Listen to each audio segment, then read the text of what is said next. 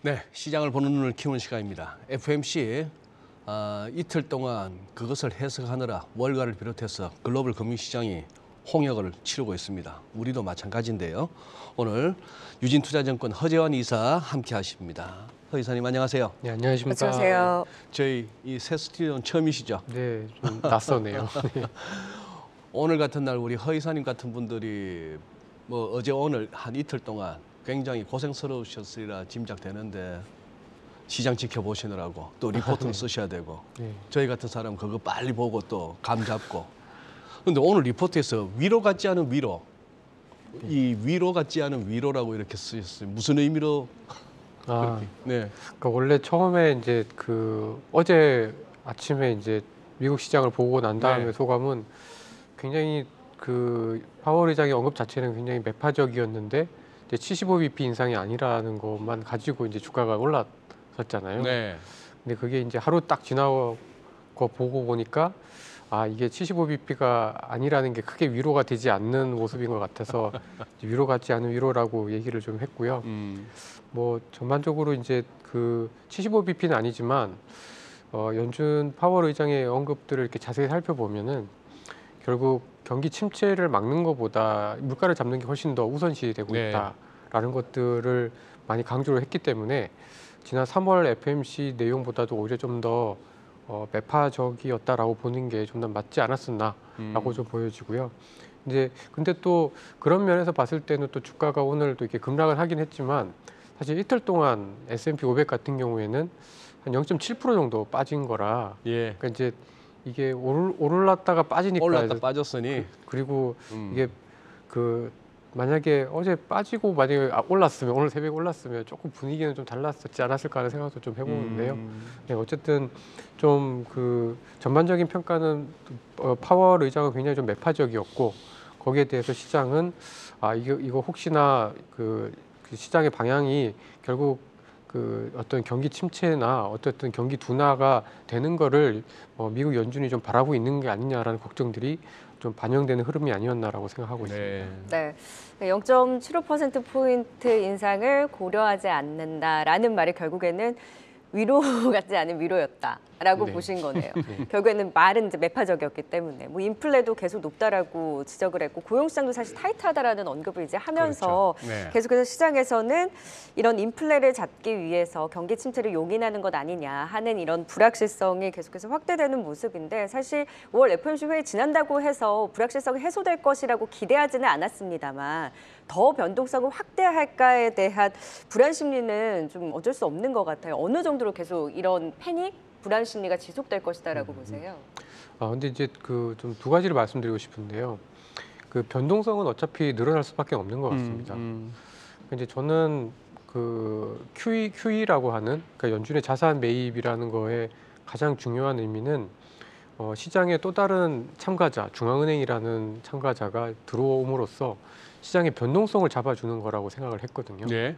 변동성을 잡아주면은 기본적으로 이제 시장에 대한 자산에 대한 평가가 변동성 대비 기대 수익률이기 때문에 네. 변동성이 낮아지면은 특히 이제 위험 자산들 같은 경우에 기대 수익률이 높아집니다. 근데 반대로 이제 6월 달부터 이제 QT 자산을 축소하기 시작을 하게 되면은 기본적으로 이제 변동성은 예전보다 굉장히 높아질 수밖에 없어 보이고요. 그러니까 이제 코로나 터지고 지금까지 미국 시장을 보면은 고점 대비 10% 이상 조정이 별로 없었잖아요. 예. 이번이 거의 처음인데요. 그렇죠. 이제는 고점 대비 한 20% 조정도 나올 수는 있는 것 같다라는 생각을 좀 하고 있어서 변동성은 계속해서 좀 커질 거다라고 좀 보고 있고요. 네. 근데 다만 이제 불안 심리, 특히 지금처럼 극단적으로 이제 주식에서 좀 떠나고자 하는 심리가 더 악화될 거냐라는 부분에 대해서는 저는 5월 달에서 6월 달 넘어가는 사이서부터는 조금 진정이 되지 않을까라고 좀 보고 있습니다. 일단 뭐 빅스나 이제 푸콜 레이쇼 같은 이제 네. 심리를 나타내는 지표들이 보면은 이미 좀 그러니까 예전보다 꽤 많이 높아졌긴 했지만 어쨌든 꽤 높아졌기 때문에 여기서 높아진다고 하더라도 뭐 예를 들면 뭐 빅스 지수가 뭐 40, 50 가는 그런 모습은 아닐 가능성이 굉장히 좀 높다라고 보고 있고 또 월가에서 많이들 보시는 불베어 레이셔라고 하잖아요.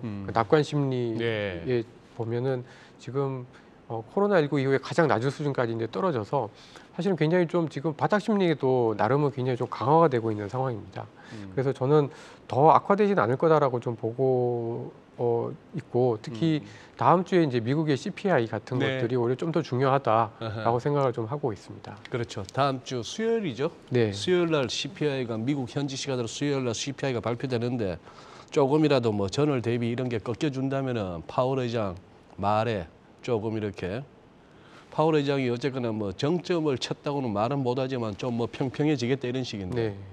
자, 우리 허 이사님 재밌는 게 가끔씩 우리가 이제 연준 FMC는 뭐 거의 한 6, 7주 간격으로 오고 네. 거기다가 한 2주 사이에 또 FMC 의사로 또 나오고 하면은 아마 우리 투자자분들 가운데 뭐 저 여의도 저 이코노미스트들 뭐 전략가들 뭐 아니면 애널리스트들 그놈의 연준 타령으로 맨날 떼오냐 하지만 사실 따져보시면은 정말 굵직굵직한 변곡점은 그런 어떤 통화정책 같은 정책적인 변수였어요.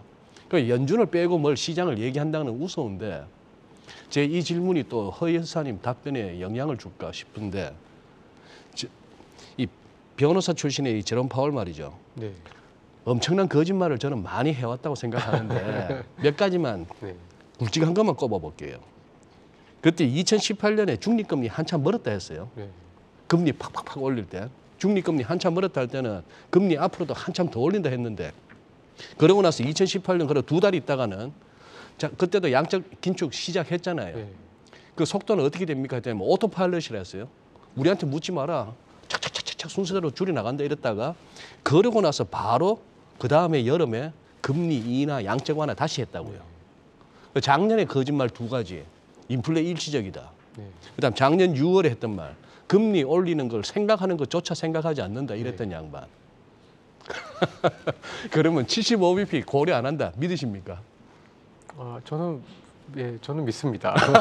믿으신다. 왜냐하면 그러니까 이제 그 결국 중앙은행도 시장의 변화, 네. 그다음에 이제 경제 지표의 변화에 되게 연동을 많이 받는다라는 거지 않습니까? 그래서 아마 주가 이렇게 또 계속 불안하고 또 예를 들어서 뭐 여러 사건 사고들이 많이 일어나면은 또 연준이 생각했던 것만큼 그렇게 금리를 저는 못 올릴 수도 있다라고 생각을 하는 쪽입니다. 그래도 다음 달 그다음 즉 6월까지는 계속 50bp 올린다 이거는 네. 거의 확정적으로 얘기한 거 아닌가요? 네, 그렇죠. 음. 그러니까 7월에 이제 2%가 될 거고 네. 그 다음에 뭐 25pp씩 해도 어쨌든 내년 1분기가 되면은 이제 3%가 되는 건데요. 예.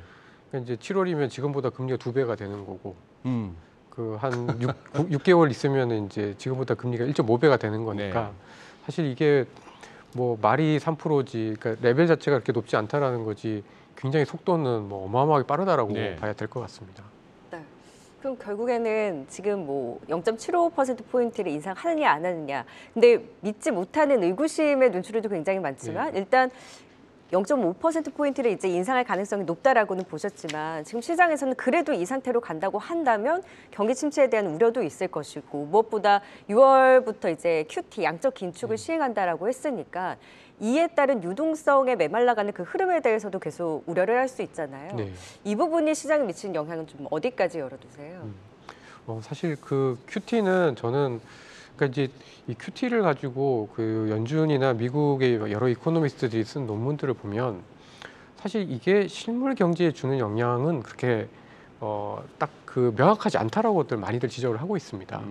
근데 사실 저희가 체감적으로 보면 어쨌든 QE라는 것이 들어오면서 그 금융시장이 살아났고 네. 굉장히 유동성이 풍부해지면서 이제 그 돈들이 주는 뭐 부의 효과라든가 영향력이 굉장히 적지 않았음에도 불구하고 이 부분 때문에 실상 뭐 고용이라든가 미국 경제가 좋아지는 거는 사실 뚜렷하지 않다라는 게 어쨌든 아직까지 지금 이제 연구하고 계신 분들의 이제 결과인 것 같아요. 근데 이제 저는 QT를 하게 되면 이제 그 질문 주신 것처럼 이게 유동성을 이게 돈의 값을 올리는 거하고 또 돈을 직접 흡수하는 거하고는 이게 좀 다른 거죠. 그러니까 내 호주머니에 돈이 네.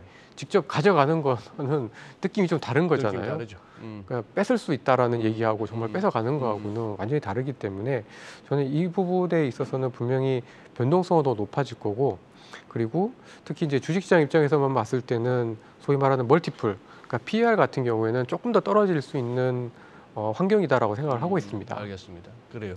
이사님, 지금 저희들 준비된 질문은 많았는데 오늘도 뭐 시간 배분에 실패했습니다. 마지막으로 네. 오늘 제목도 나갔습니다만 달러 말이에요. 네. 결국 이거 이틀 동안에 우왕좌왕했는데 결국은 미국채 10년물 3% 넘어붙고 네. 달러도 안 밀려요. 달러 이거 어떻게 보십니까? 환율. 저는 달러가 그 뭐 예를 들어서 원화 대비해서 달러는 3분기 그리고 연말까지 한 2,300원 근처까지 한 번 더 갈 거다라고 생각을 하고 있습니다. 1,300 트라이 한다. 네. 네. 근데 이제 제가 생각할 때는 이제 2분기에서 3분기를 넘어가면서부터는 달러 강세가 되니까 이제 미국의 수입 물가가 이제 좀 떨어질 가능성이 좀 그렇죠. 있어서 네.